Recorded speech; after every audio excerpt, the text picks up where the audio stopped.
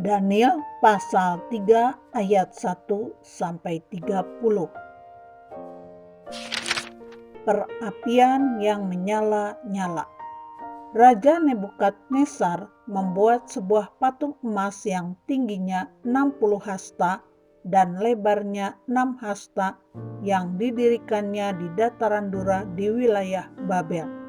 Lalu Raja Nebukadnezar menyuruh orang mengumpulkan para wakil raja, para penguasa, para bupati, para penasihat negara, para bendahara, para hakim, para ahli hukum, dan semua kepala daerah untuk menghadiri pentahbisan patung yang telah didirikannya itu.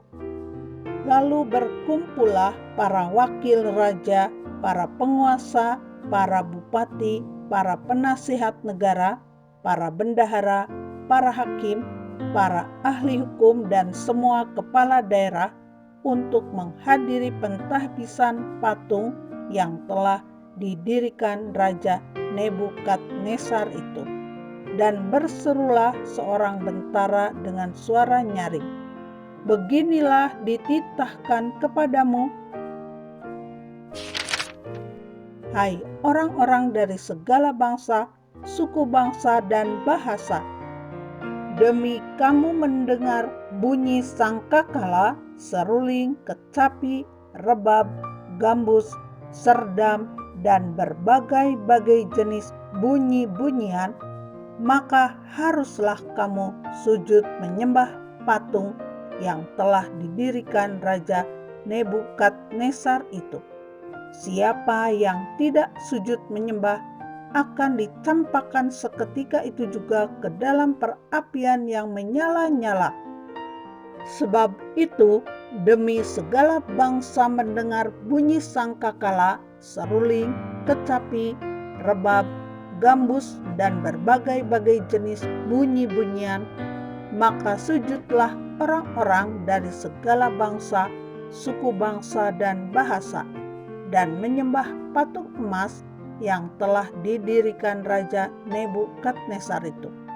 Pada waktu itu juga tampillah beberapa orang Kasdim menuduh orang Yahudi. Berkatalah mereka kepada Raja Nebukadnezar, "Ya Raja, kekalah hidup Tuanku. Tuanku Raja telah mengeluarkan titah bahwa setiap orang yang mendengar bunyi sangkakala, seruling, kecapi, rebab, gambus, serdam, dan berbagai-bagai jenis bunyi-bunyian harus sujud menyembah patung emas itu, dan bahwa siapa yang tidak sujud menyembah akan dicampakkan ke dalam perapian yang menyala-nyala." Ada beberapa orang Yahudi yang kepada mereka telah Tuanku berikan pemerintahan atas wilayah Babel, yakni Sadrak, Mesak, dan Abednego. Orang-orang ini tidak mengindahkan titah Tuanku, ya Raja. Mereka tidak memuja dewa Tuanku dan tidak menyembah patung emas yang telah Tuanku dirikan. Sesudah itu, Nebukadnezar memerintahkan dalam marahnya dan geramnya untuk membawa Sadrak, Mesak, dan Abednego menghadap. Setelah orang-orang itu dibawa menghadap raja, berkatalah Nebukadnezar kepada mereka, "Apakah benar, hai Sadrak, Mesak, dan Abednego, bahwa kamu tidak memuja dewaku dan tidak menyembah patung emas yang kudirikan itu? Sekarang, jika kamu bersedia, demi kamu mendengar bunyi sangkakala, seruling, kecapi, rebab, gambus, serdam, dan berbagai-bagai jenis bunyi-bunyian, sujudlah menyembah patung yang kubuat itu. Tetapi jika kamu tidak menyembah, kamu akan dicampakkan seketika itu juga ke dalam perapian yang menyala-nyala.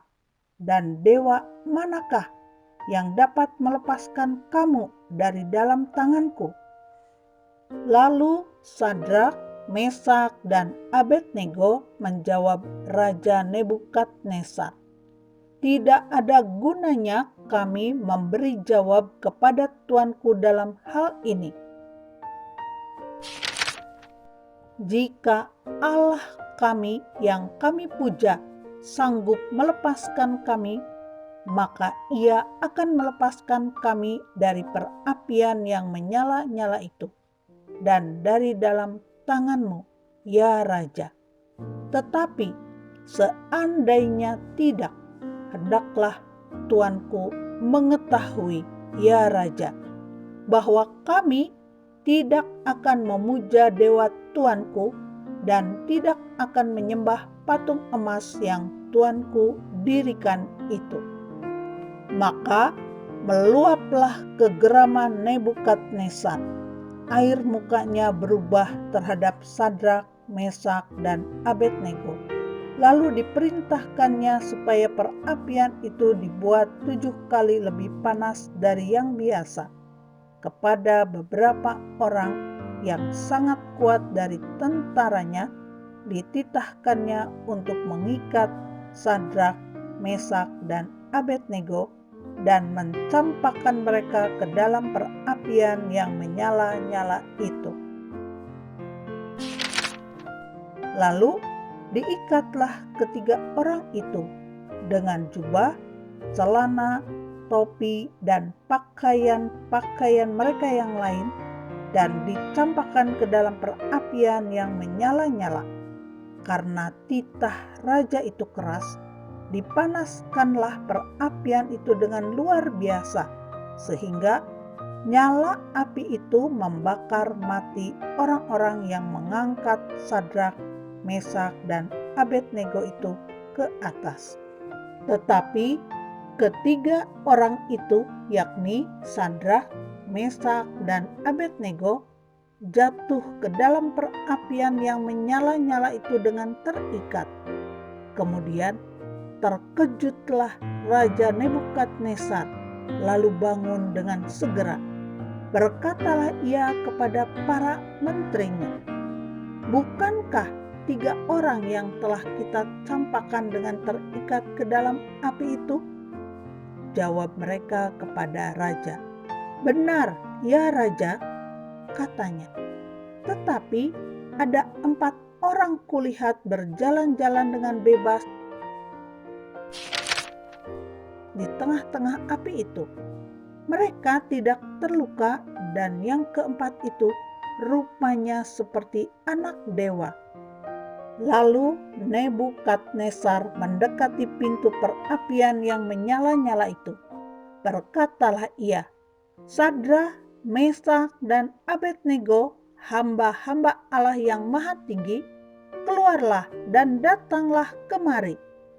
Lalu keluarlah Sadrak, Mesak, dan Abednego dari api itu. Dan para wakil raja, para penguasa, para bupati, dan para menteri raja datang berkumpul.